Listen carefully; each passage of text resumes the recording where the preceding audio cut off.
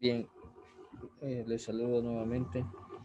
Este sería el último video en el que les voy a explicar tal vez no todos los términos del glosario, pero sí al menos hasta el número 30. Y ya con eso podemos hacer el examen. Los demás, por cuestiones del tiempo, ya no los voy a poder explicar. Eh, Me refiero al hecho de que lleva muchos cálculos que vieron ustedes en segundo año y eh, o sea, considero un poco ilógico volverlo a explicar, ya que el examen no está planteado, o al menos no está realizado para que se lleven mucho tiempo. Además, pues ya es lo último de este módulo del año prácticamente. Y en lugar de quitarles tiempo, pues quisiera que lo aprovecharan para terminar su proyecto, el cual será entregado este viernes.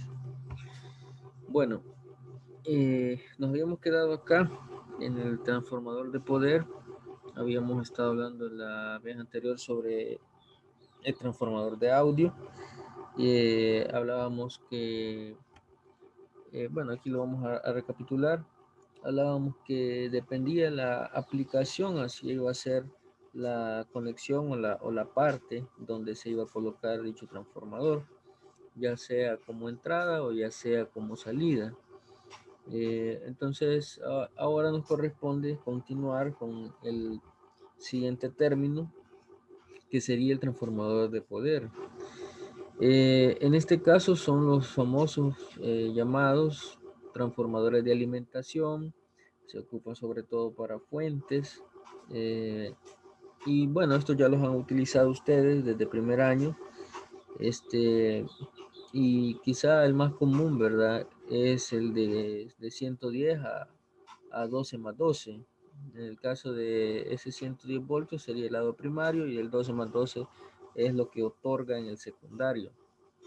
Y bueno, básicamente creo que les mencioné la última vez que existían transformadores elevadores y reductores.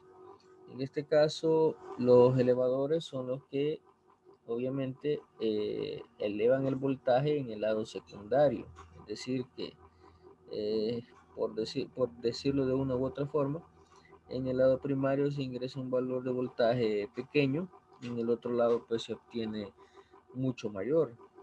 Y en el caso de los reductores pues sería lo inverso, sería que se ingresa un valor alto y se obtiene un valor bajo. Y eso sería quizá sobre todo esta definición, no hay mucho que hablar, al menos no en esta presentación. Sí hay cálculos para hacer el embobinado, son como 17 fórmulas, pero considero de que la definición ahorita es la que es pertinente, ¿verdad? Bien, ahora tendríamos, o bueno, cambiando un poco el contexto, hablaríamos un poco sobre la impedancia y demás términos que nos van a llevar a entender un poco cómo es que funcionaba, o funciona más bien, a lo que sí le funcionó, el transmisor FM. En este caso, la impedancia, creo que ya han escuchado este término, y vendría a ser como una especie de equivalencia de lo que es la resistencia para corriente continua, es la impedancia para corriente alterna. Digamos que es un término más generalizado para definir lo que sucede con los circuitos que son alimentados con señales o con corrientes alternas. Yo sé que la mayoría se imagina esto de corriente alterna que son 110 voltios, pero no necesariamente. O sea, sería más bien una señal que cambia sus valores de voltaje respecto al tiempo, ¿sí? Sobre todo esto lo podemos observar en un osciloscopio. Y la impedancia como tal, pues vendría a ser la resistencia total de un circuito que contenga bobinas, condensadores y resistencias o combinaciones pares de ellos.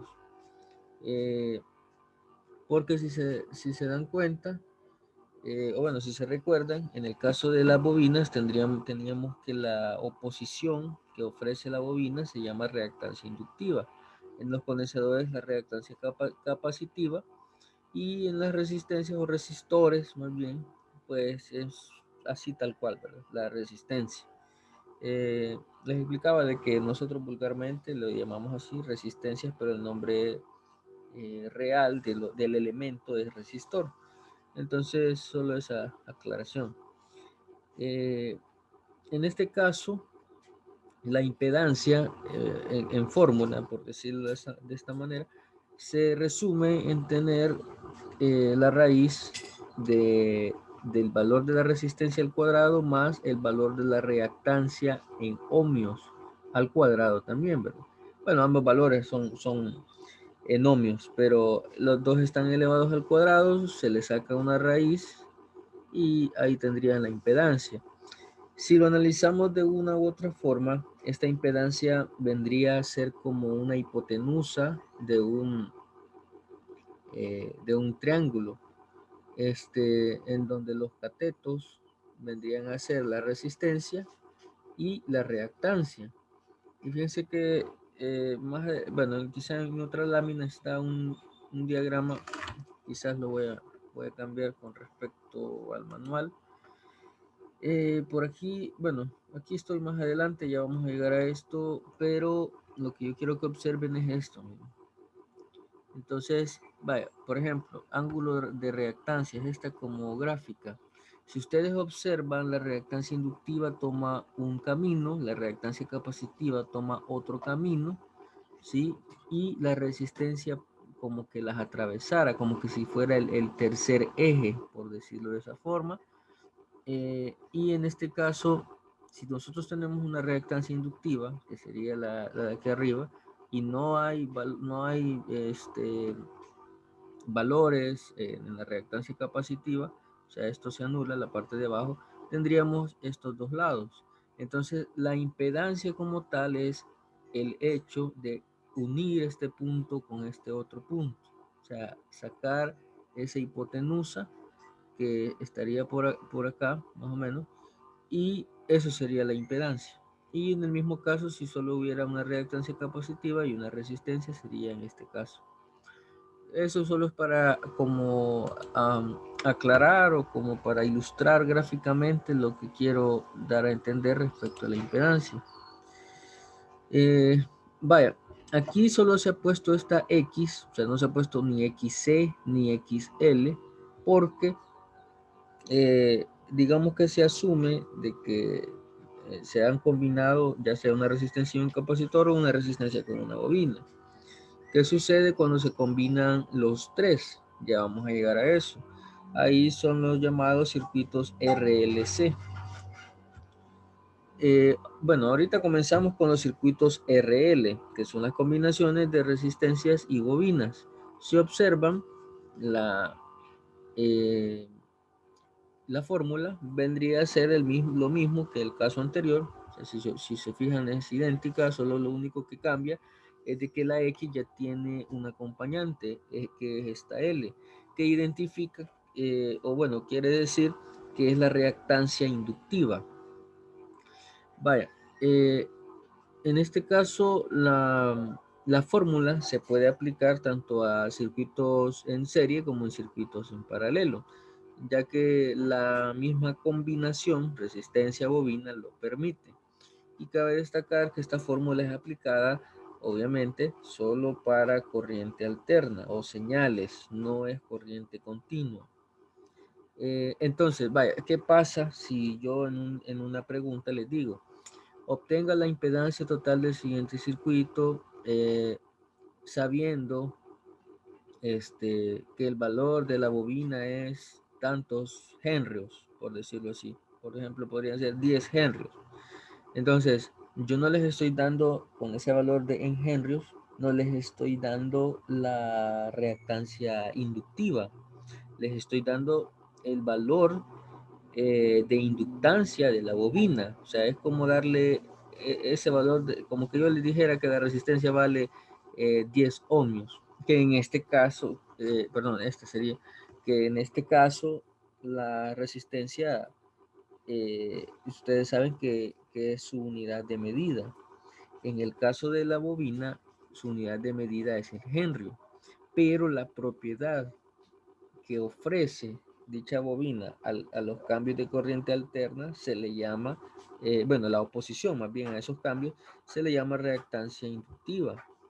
Entonces, lo que tendrían que hacer es aplicar la fórmula que aquí describe, reactancia inductiva, hacer esta multiplicación, 2pi por la frecuencia a la que está siendo alimentado el circuito, por el valor en henrios de la bobina, y luego de eso, este valor, meterlo acá en esta fórmula y elevarlo al cuadrado.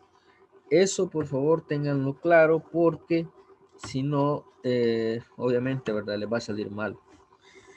Entonces, los circuitos RL les mencionaba son los que están combinando bobinas y resistencias. Los circuitos RC son los llamados, bueno, están formados más bien por resistencias y capacitores. Y de igual forma, si yo les diera el valor de capacitancia, o sea, les digo que el valor del capacitor es de 10 microfaradios, no vayan a inventar meter ese valor acá. Tienen que pasar por esta fórmula. ¿Sí? Tienen que hacer el 1 sobre 2pi por la frecuencia por la capacitancia. Un dato curioso es de que en la reactancia inductiva, si se fijan, solo es una multiplicación. En la reactancia capacitiva ya lleva una división. Pero si se fijan, ese 2pi por F por L se repite acá, 2pi por F, pero ahora es por C, ¿sí? Entonces, y se saca el inverso. Y esto sucede porque, si se dan cuenta, aquí en esta parte gráfica, el efecto de ambas tipos de reactancia es inverso, ¿sí?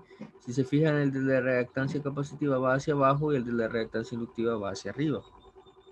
Entonces, sería como la explicación lógica del por qué se le saca el inverso.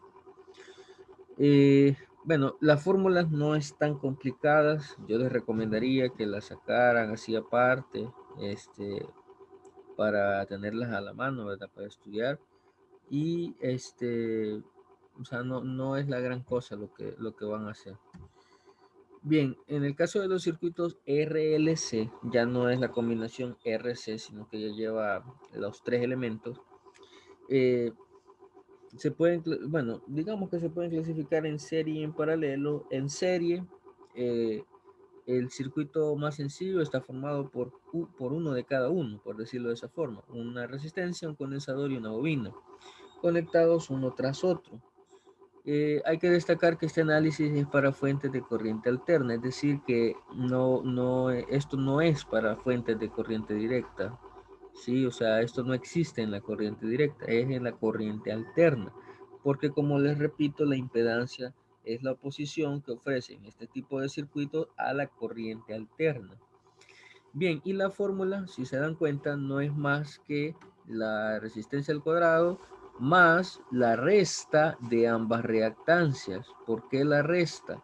Por lo mismo que les mencionaba, porque van en sentido inverso, si se comportan inversamente, ¿sí? Entonces, por eso sería la resta en este caso.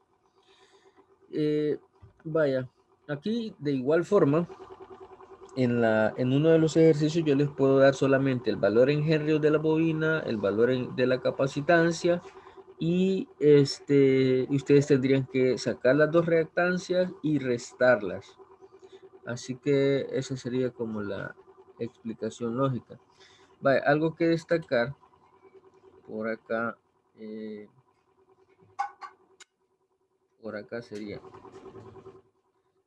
en esta parte, en esta última parte, dice, en un circuito que contenga inductancia y capacitancia, la reactancia total será igual a la reactancia mayor menos la reactancia menor. Entonces, aquí, por favor, tengan mucho cuidado, porque la fórmula solo está planteada de esta manera: reactancia inductiva menos reactancia capacitiva. Pero el problema es de que si ustedes hacen una resta y ponen los valores así cualesquiera, El problema va a ser de que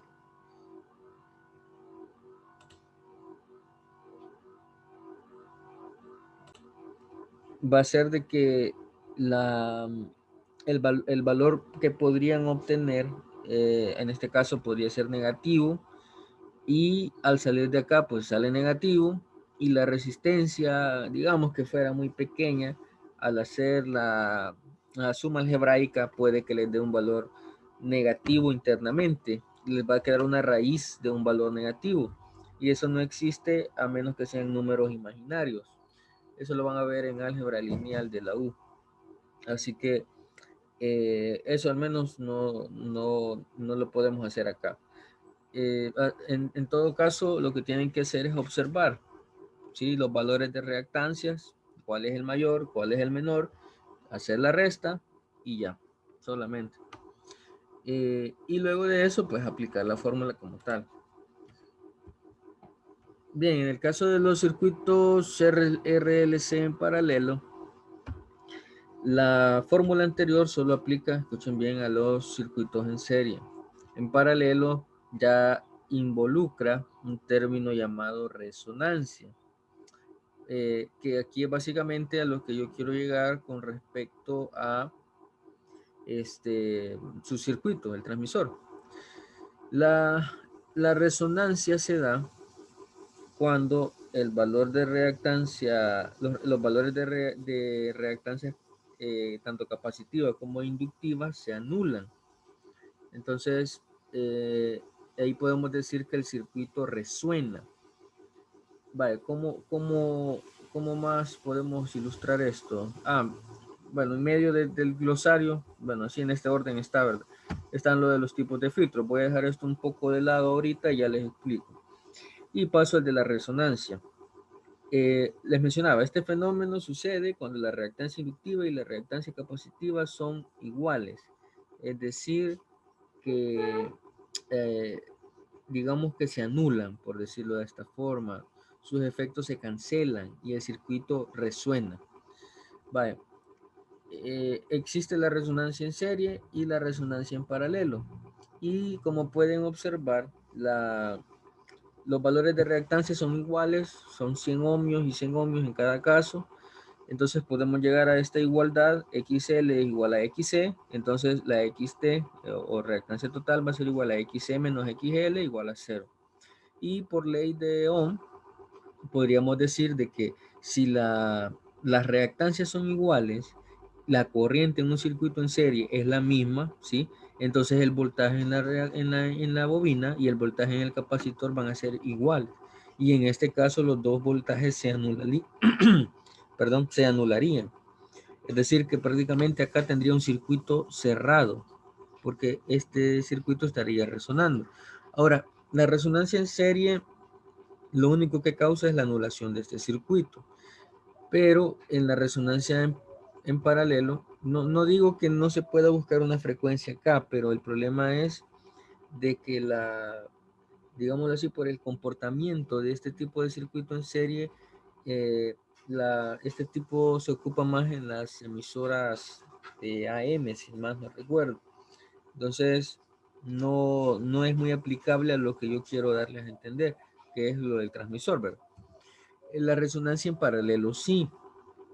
Ya, entonces, o sea, esta resonancia en paralelo es lo que ustedes han intentado y muchos lo lograron hacer en el transmisor, en donde pues al final sucede casi lo mismo, o sea, en el sentido que la misma anulación va a causar esa resonancia, pero en este caso la anulación es de corrientes, ¿sí? No es de voltajes, porque el voltaje sería el mismo. Si los valores de reactancia son iguales, entonces podemos llegar a la conclusión de que las corrientes, por decirlo de esta forma, se van a anular o van a ser igual a cero algebraicamente.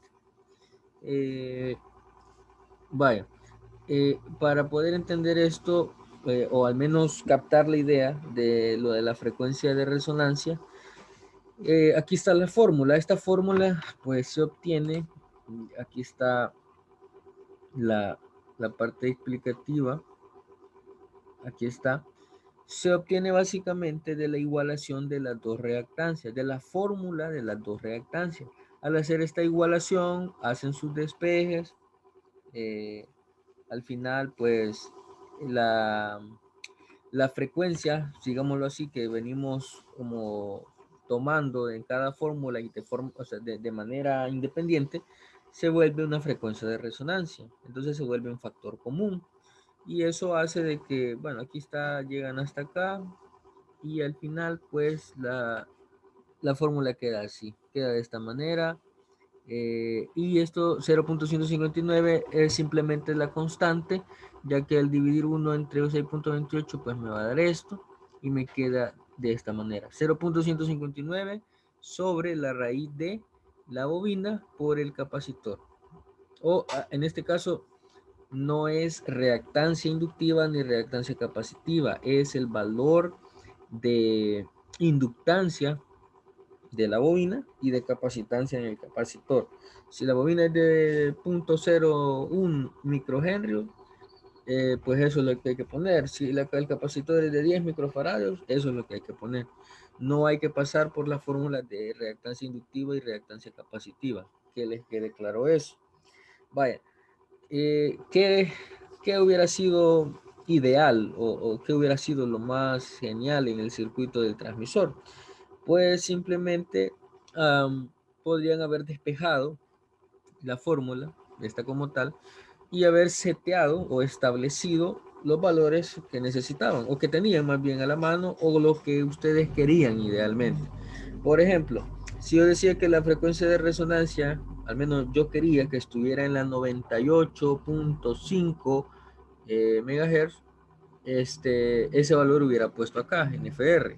Vaya, tengo un valor.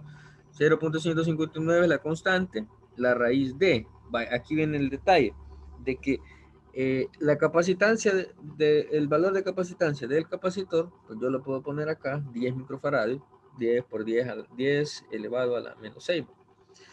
Y en este caso, la que yo tendría que buscar o tendría que despejar sería la parte de la bobina. El problema es que a pesar de ello, a pesar de despejarla, eh, para poder determinar el valor de, de la bobina, necesito un aparato que se llama LCR o medidor LCR. Este aparato mide bobinas, mide capacitores y mide resistencia. Solo eso mide. O sea, no es como un tester, pero solamente para componentes pasivos. Entonces, el problema es que nosotros, mortales, no tenemos eso. Sí, solo lo tiene algunas instituciones. Creo que ya les había mencionado esto, ¿verdad? Pero el año pasado lo tuvimos que prestar al ITI para poder determinar los valores de bobina. Y así nos fue pegando, al menos en un par de equipos, los que desistieron, pues ni modo, ¿verdad? Pero digamos que esta hubiera sido la forma ideal de hacer el transmisor. Pero aunque yo se los hubiese explicado antes, dudo mucho que hubieran podido conseguir un LCR. Bueno, bueno, aquí ya decidí no tocarlo, el tema del ancho de banda de FM, que bueno, aquí esto se refiere al dial, sería como el rango que abarca la FM, que va desde de los 87.5 hasta los 108 MHz. Y lo único que me queda explicar es esta parte de los filtros. Vaya, esto de los filtros, ustedes lo vieron en un segundo año con los operacionales, asumo yo, pero solamente es un recordatorio de para qué sirve. Vaya, los filtros pasivos son formados por resistencias, capacitores y bobinas. Los filtros activos se utilizan en amplificadores operacionales. Se utilizan con amplificadores operacionales o están formados por ellos. Ambos tipos generan determinados efectos de acuerdo a la aplicación. Esto se puede introducir mucho con esto de las frecuencias. Bueno, es más, eso es a lo que se quiere llegar con este tema. Para ambos casos anteriores existen 4 categorías. que son filtros pasabajos, filtros pasaltos, filtros pasabanda y filtros de rechazo de banda. Ilustrado, de acuerdo al manual, está más arriba, aquí está. Podríamos decir esto, ¿verdad? De que tanto los filtros pasabajos como los pasaltos obviamente son inversos, es decir, que un filtro pasabajo deja pasar deja pasar todas las frecuencias debajo de una frecuencia límite. Si yo establezco, de acuerdo a cálculos, de que yo no quiero que pasen frecuencias mayores a 10 kilohertz, entonces solo entre 0 y 10 kilohertz van a llegar ese tipo de señales y van a poder ser observables en el filtro. Pero más allá de eso, no. O sea, arriba de esa frecuencia no se vería nada. O sea, si yo meto 11 kilohertz, no voy a poder observar nada. O no voy a obtener ningún efecto de acuerdo al filtro. O más bien, no me dejaría pasar esa frecuencia. En el filtro pasa alto, es el efecto contrario. O sea, si yo pongo que mi frecuencia de corte o mi frecuencia límite es 10 kilohertz, solo a partir de ahí hacia arriba, o sea, 10, 11, 12, etcétera, voy a poder, o bueno, más bien va a dejar pasarme ese tipo de frecuencia. Si llegan frecuencias por debajo de 10, no me los va a dejar pasar. Vaya. La hora sería, ya para ir finalizando, el filtro pasabanda quiere decir de que solamente es un rango de frecuencia. Yo podría decir que un filtro pasabanda me va a dejar pasar entre 10 y 20 kilohertz, pero debajo de 10 y arriba de 20 ya no tendría que dejarme pasar nada.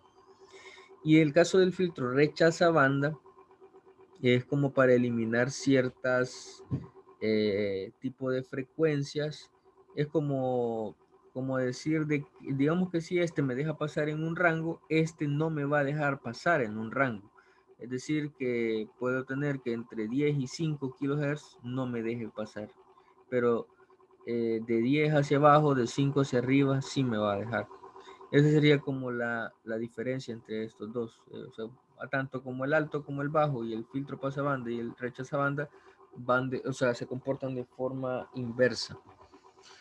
Bueno, les comento, o sea, el examen solo viene hasta acá, hasta estas definiciones que yo les he tratado de dar. Las fórmulas, por favor, si pueden, sáquenlas hacia aparte, extráiganlas para que les sea fácil contestar las interrogantes. El examen lo vamos a hacer el día miércoles o jueves a más tardar y ojalá que salgan bien. Les agradezco mucho su atención. Eh, Todavía no me despido del todo porque sé que falta el proyecto de módulos, sé que falta entregarles notas y pues todavía no corresponde. Así que por el momento solo les pido que estudien, que si pueden vean estos videos, ¿sí? Si no, pues estudien desde el libro, no hay problema, yo no me enojo, pero por favor estudien. Y la otra es de que por favor también estén pendientes de la recuperación. Se les voy a subir los lineamientos en esta semana y ojalá que puedan salir bien y pasen todo bien. Gracias por todo y pasen feliz día.